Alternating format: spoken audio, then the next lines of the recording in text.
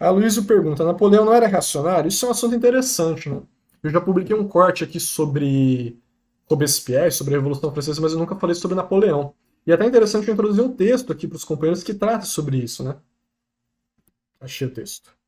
Esse texto aqui é muito importante, tá? Eu sempre recomendo aos companheiros que conheçam, né, que estudam esse texto, que é do Núcleo de Estudos do Marxismo-Leninismo e Maoísmo, né? Friedrich Engels, a fundação do comunismo e a sistematização do marxismo e a Revolução Democrática, né? E esse texto que trata, né, sobre a época de Engels, sobre a fundação do marxismo e tal, trata sobre a Revolução Francesa, trata sobre Napoleão, né?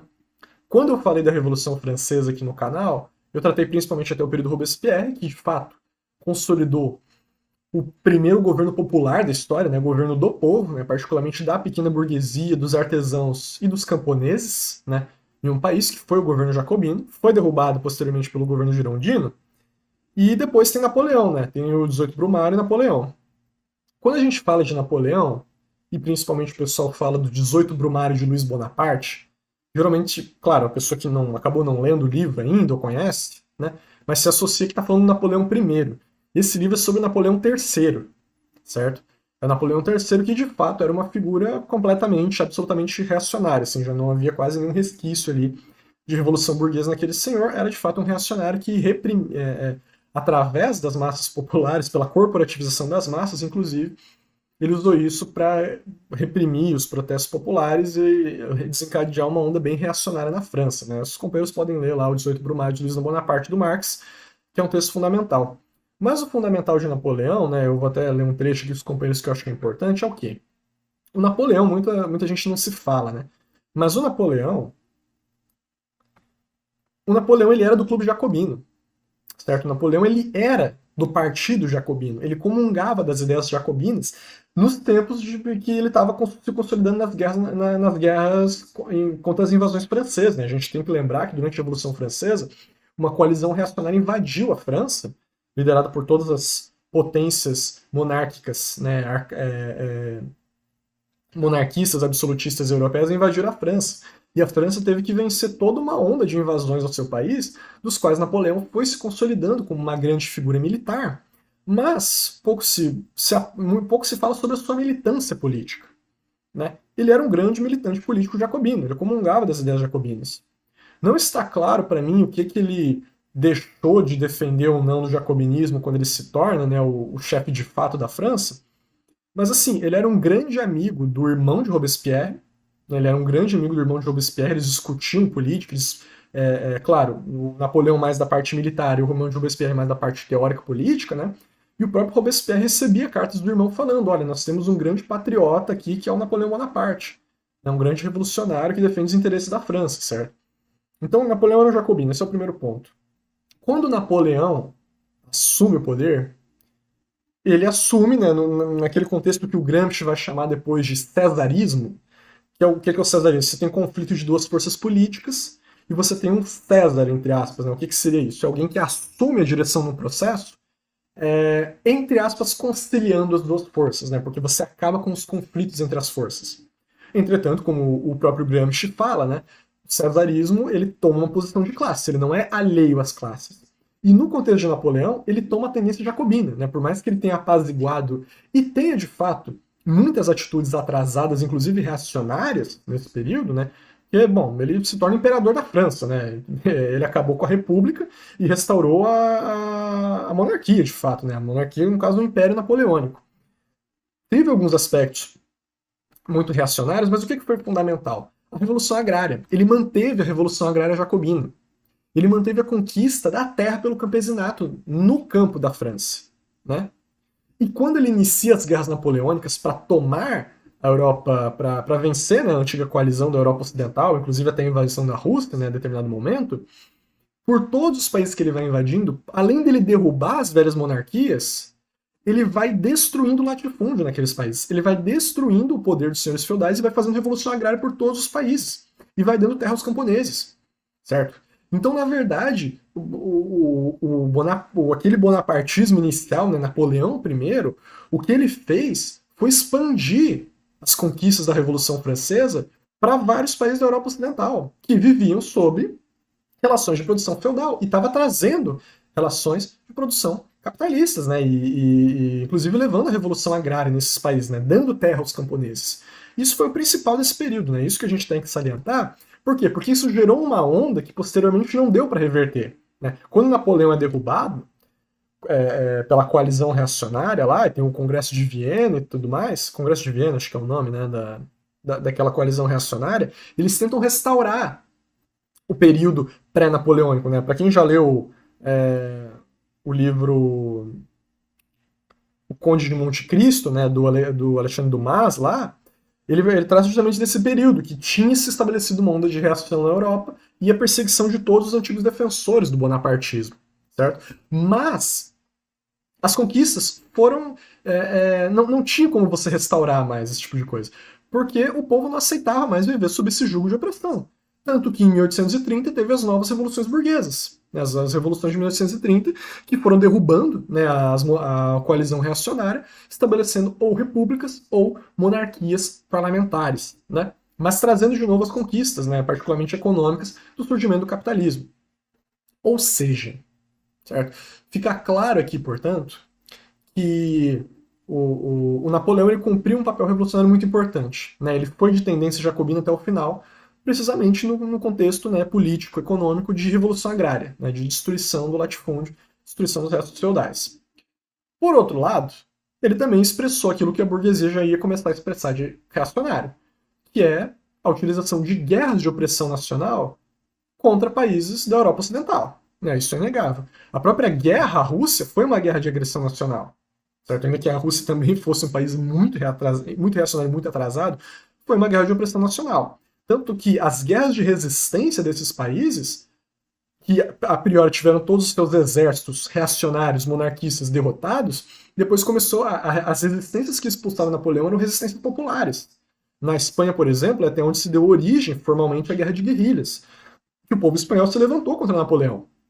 Porque de fato estava engendrando uma pressão nacional lá, que beneficiava os mercados franceses e, inclusive, até compunha com antigas forças políticas ligadas à monarquia, mas que agora passavam a servir ao Império Napoleônico, certo?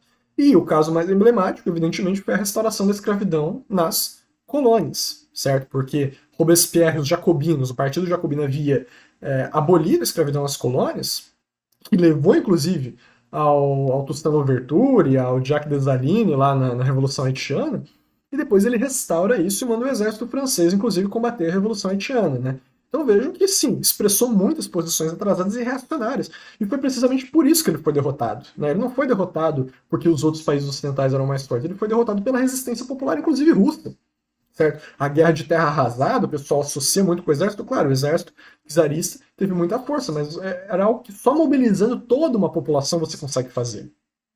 Terra arrasada você tem que mobilizar as massas para fazer, senão elas não vão querer a priori sair de suas casas, né? E foi o que foi feito da Rússia, certo? Foi de fato uma guerra que o próprio povo se levantou. E essa diferença desse caráter revolucionário e reacionário de Napoleão é expresso até nas próprias intelectuais da época, por exemplo. O Hegel que era um revolucionário por grande parte, né, a filosofia dele tinha alguns aspectos reacionários, inclusive justificação do Estado prussiano e tal, mas ele era também do clube jacobino, né, da sua região, né, ele integrou o clube jacobino, e ele falava que o Napoleão era o espírito do mundo a cavalo, certo? O espírito do mundo a cavalo que ia libertar os países da Europa Ocidental da opressão, da subjugação absolutista, né? Posteriormente, ele mudou de ideia porque ele viu que a Guerra Napoleônica estava se convertendo em opressão nacional, de fato, né, em benefício do Império Napoleônico, certo? Então isso é importante de destacar, né? O Napoleão ele cumpriu esse papel duplo, né? Por um lado, né, positivamente, foi um grande revolucionário, por outro, né, teve esses aspectos de restauração, né, e de absolutamente reacionários que também se expressou no seu governo. Eu até me permito aqui, e até um fato interessante que esse texto aqui fala, né, uma coisa que pouca gente fala, a primeira vez que o proletariado pegou em armas foi de forma revolucionária foi nas guerras napoleônicas. Porque na época do jacobinismo, o proletariado era uma classe muito incipiente, praticamente não existia fábricas na França. O Lenin fala isso. O jacobinismo surgiu na época que mal não existia indústria na França. E com Napoleão, se inicia o surgimento, o desenvolvimento de uma classe operária. E quando a classe operária pega em armas nas guerras napoleônicas, inicialmente de forma revolucionária, a primeira vez que o proletariado pegou em armas de forma revolucionária, foi nas guerras napoleônicas, certo? No início, para libertar a Europa Ocidental do jugo da opressão, certo? Então, a própria relação do Napoleão com a República era bastante contraditória. O Império foi uma restauração, mas eles tinham uma concepção bastante romana de República e Império, porque se vocês ouvirem o hino da França na época, que não era o hino atual, que é a Marselhesa, é o hino Le Canto de Départ, eu não lembro se é assim que pronuncia, mas é um hino que fala de República. Fala que o francês deve morrer pela República. Por quê? Porque na cabeça deles, o Império meio que era uma forma de sustentação das conquistas republicanas anteriores, né? Uma coisa meio que os próprios imperadores romanos utilizaram durante algum período. Os imperadores não, né? Aquele período lá da República Romana e tal, enfim. Mas até no próprio Império Napoleônico tinha essa concepção de que era um império que mantinha república, né, no seu interior, né?